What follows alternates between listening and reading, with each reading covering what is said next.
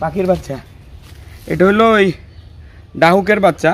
যাই হোক, একটু আগে দেখছিলাম ওকে ডাকতে ডাকতে যে ভিডিও করতেছে, ও আস্তে আস্তে এটা ভিডিও ঢুকে যাচ্ছিল।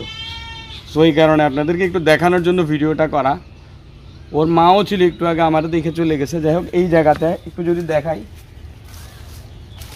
এখান দিয়ে বসা ছিল আর কি মা, এবং মা আমাকে দেখে উড়ে গেছে। এখানে যে কোনো একটা জায়গায় মেবি ওরা এই ডিম দিছিল, আমার মনে হয় ফুলি এই জায়গাতেই ডিম দিছিল। হ্যাঁ, এরপর এটা থেকে বাচ্চা আর তো দেখতেছি না, এখানে একটাই বাচ্চা। যাই হোক, এই বাচ্চাটাই ছিল, লাইক এটা মেবি ফুটছে।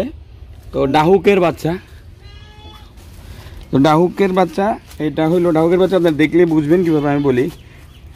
ধরবা, ধরো, হয়েছে? না না, ধরো না, ধরো না, ধরতে হবে, রাখি দিব না। আমার তোমার বাসায় রাখা লাগবে না, ওর মামি পাপা আছে।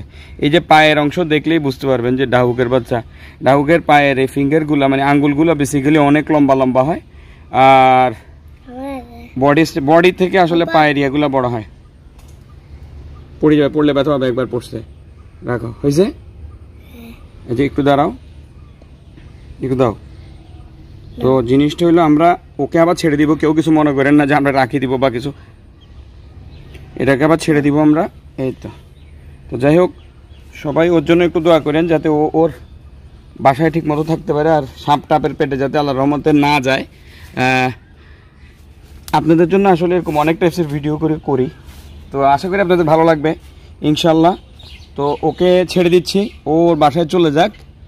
আর ওই যে মা ডাকতেছে, কোথায় দেখতেছে, ওইটা কি নিতে পারবা? ওই গেটের ওই উড়ে গেছে গা, চলে গেছে। যাই হোক, উড়ে গেছে গা।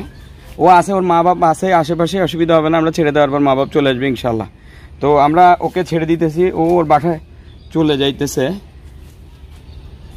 ছেড়ে দিব। যাই হোক, যেখান থেকে পাইছি ওকে আবার ওখানেই ছেড়ে দিতেছি। সবাই ওর জন্য দোয়া করবেন। এই যে ছেড়ে দিলাম, বিসমিল্লাহ।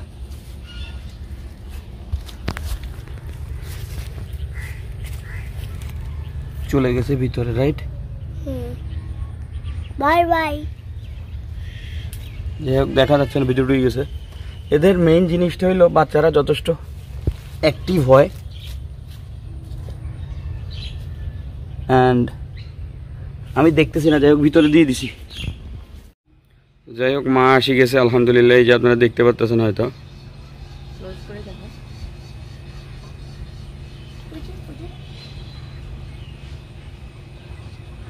কই গেল? এই যে দেখেন মাটাকে, এখানে মাটা আছে, বাচ্চার জন্য ওয়েট করতেছে। মানে টেনশন আর কিছু নেই, মা বাবা আছে এখানে, সো নো প্রবলেম। ওদের বাচ্চাও যেহেতু এখানেই হয়েছে, সো খুব একটা সমস্যা হবে বলে মনে হয় না। এই যে আরটু ক্লিয়ার করে যদি দেখাই আপনাদেরকে, এই যে মারে মনে ক্লিয়ারলি দেখা যাইতেছে। যাই হোক, মা থাকে, ওদেরকে ডিস্টার্ব না করি। ভালো থাকবেন, আজকে এই পর্যন্তই। আসসালামু আলাইকুম রহমতুল্লাহ বারাকাতুহু।